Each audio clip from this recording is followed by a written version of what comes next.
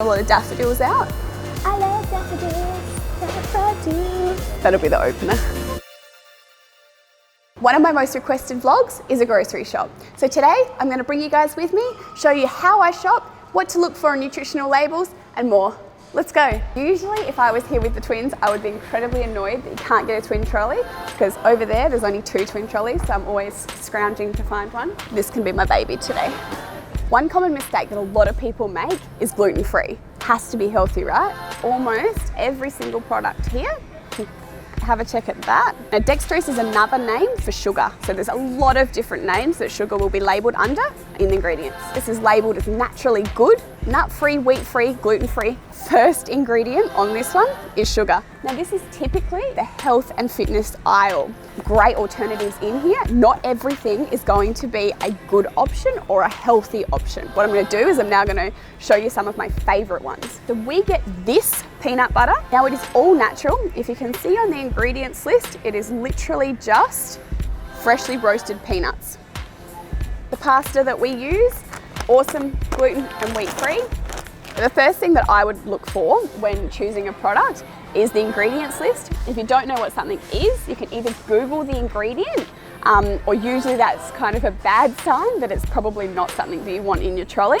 This one is a perfect example. So a lot of people I know buy these and they tell me all the time, oh, have you tried these? Have you tried these? Now, this one, it's marketed as a healthy alternative, as a low carb, high protein, low sugar. If you look on there, it's 141 calories. So usually if something's low carb, it's going to be high fat and vice versa. If something's low fat, it's usually high in sugar. But moving on to grocery store protein powder. Now, if you take a look here, always look per 100 grams because the tubs and the serving sizes, like this one here, for example, is 55 grams. So it's only one serving size. And it's $3.45. Now, there's a whole massive tomato sauce, barbecue sauce area, and it can be a bit confusing and a bit overwhelming. However, this one here, no added sugar, it's actually sweetened with stevia, great option. This one's got no added sugar, sweetened with stevia. There's also that's tomato sauce. So these are my 2 options for tomato sauce. To tell whether something's got preservatives or chemicals in it, they're usually labelled as numbers. Salad dressing. Once again, a lot of pre-made salad dressings are full of extra added sweeteners and sugar, chemicals, preservatives, that type of thing, and you can make them yourself. So my favourite simple Italian dressing for salad dressing is olive oil, garlic, apple cider vinegar. You can mash some chili into there, whatever spices and herbs you want, blend it up. If you want it to be a bit sweeter, you can add a dash of honey in there and it's amazing and a lot better than what these ones are. Obviously these type of spreads are going to have sugar in it, but jam, a lot of people think that because it's made of fruit, it is going to be a lot healthier. This whole range is sweetened with grapefruit. It's got natural sweetness in it, more so than sugar. So I can guarantee you that if I pick up this one versus this one, first ingredient for this one is sugar. This one doesn't have any sugar, so this one is always my preference. So one of the biggest things with honey is the benefits in it for so many different things, being hay fever, it gives you natural immunity, the probiotics in it. There's so many different things that honey is so beneficial for, but only if it is local or natural Australian honey. So make sure that where you are buying your honey is from Australia. And this is what I feed Nath. Okay, so we've talked about sauces and marinades and those type of things that do have sugar and things in it, but there's a lot of other things that a lot of people don't actually consider. Diced tomatoes, for example. A lot of diced tomatoes actually have sugar in the ingredients, and a lot of other chemicals, preservatives, numbers, things like that is what to avoid. So always make sure that when you do buy your tomatoes that it is literally just plain tomatoes. What I'm going to do is I'm going to show you how to read a nutritional label. So the first thing to look for is the ingredients list. See if there's any numbers. So as you can see here, 1422, it's a maize thickener. That's a preservative and the number is labelled to that. Then go down to the nutritional information. Now a lot of the time the nutritional panels are labelled like this to be able to trick you for the serving size. So always look per 100 grams instead of the per serving. So in many cases, a serving size would be the whole can or a whole drink or a whole tub of something, but they actually try and trick you by putting the nutritional labels as the servings per package. and it would be a tiny serving size of like 15 grams that no one would be able to eat, like a tiny teaspoon of baked beans. So make sure that you always look per 100 grams. So a lot of people get confused because when I shop at Flannery's, which is our organic shop, a lot of the flours are called whole wheat rather than wholemeal. So this is what I'm referring to if I talk about whole wheat flour. It's always going to be wholemeal, whole wheat, that type of flour. And this I buy in 10 kilo bulk lots and eat it straight. No. So this is the stevia that I use to bake with, and I get it, guys, because so many people complain about the price. It's $14 for a packet like this, but it is amazing and it tastes exactly the same as sugar. Now, quite a few of the sweeteners or stevias do have that bitter aftertaste, but this one doesn't. It's great. So that one's for baking. And then for cups of tea and things like that, I use this one because it doesn't have that aftertaste, and they actually come in little sticks and they're really great. A question I get asked often is the difference between pure maple syrup and maple flavored syrup. Now, I understand that the price is a lot, but 100% pure maple syrup is just that, no other ingredients. Maple flavored syrup is simply flavored syrup. It could be strawberry flavored syrup and it would be exactly the same breakdown. Okay, so a lot of people want quick lunchbox alternatives for their kids. Muesli bars seem to be a healthy alternative, but if you look up, what's the aisle? Lollies, confectionery, chocolate. So always look where the aisle is and where it's corresponding to. Let's have a look at this. All right, so I'll roll up. First ingredient, maltodextrin, so corn or wheat. Sugar again. Let's find one that's actually, okay, nice and natural, labeled as a healthy alternative. Second ingredient, sugar, nice and natural. So natural.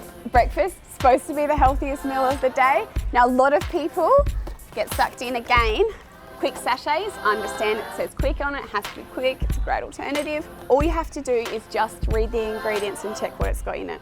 Second ingredient is sugar. Why don't you get normal oats and you can add in some honey, some maple syrup, whatever it is that you want to actually sweeten it with, or maybe even some fruit puree. But my new favorite, which is so good, are these ones.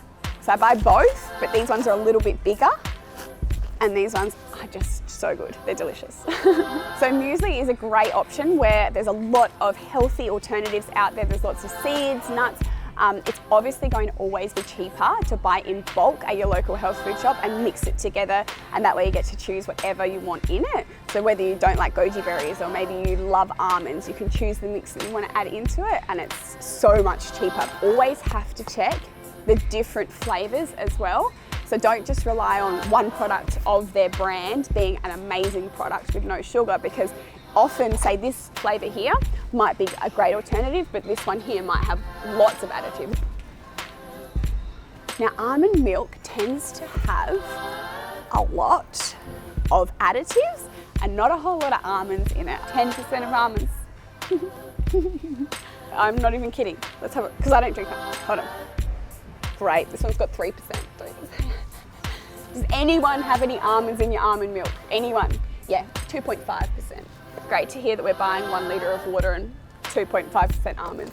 So savoury biscuits, not something that you'd really think sugar for. Chats. Whoa, catch on me. Third ingredient is sugar. Chats. If you've never tried this, it tastes amazing, I promise you. It has a different taste to normal water. It's my little treat. See how sad my life is? Water is the treat. It's not. I'm going to show you some good alternatives to treats. Where's my healthy alternative ice cream? Found them. Skinny Cow ice creams are definitely marketed to be healthy alternative, low calorie options. However, I wanted to show you the calories in them versus calories of normal ice creams. It's so cold. 137 here, which is marketed as healthy. And then you have, let's have a look. Now I'm just taking a stab in the dark here, so 63 calories, and it's not a healthy alternative. So this one actually has half the amount of calories as the healthy, skinny, natural, low calorie option. So So just remember that whilst this can be a good alternative in comparison to, say, a Magnum or a Connoisseur or one of those heavier ice creams, there's definitely options out there that definitely have a lot less calories in it. Okay, so yogurts is something that there are so many different options for, and a lot of them are marketed as a good alternative, healthy, natural. You've got Yoplait here. I'm not sure if you can see the ingredients.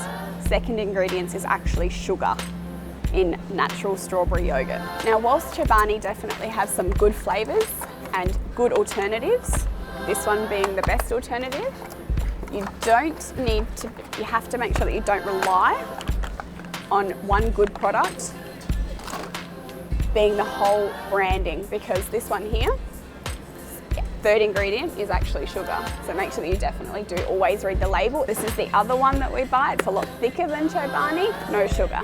Now these pouches are labeled at kids. All of them contain high amounts of sugar. Now I'm talking second ingredient is sugar.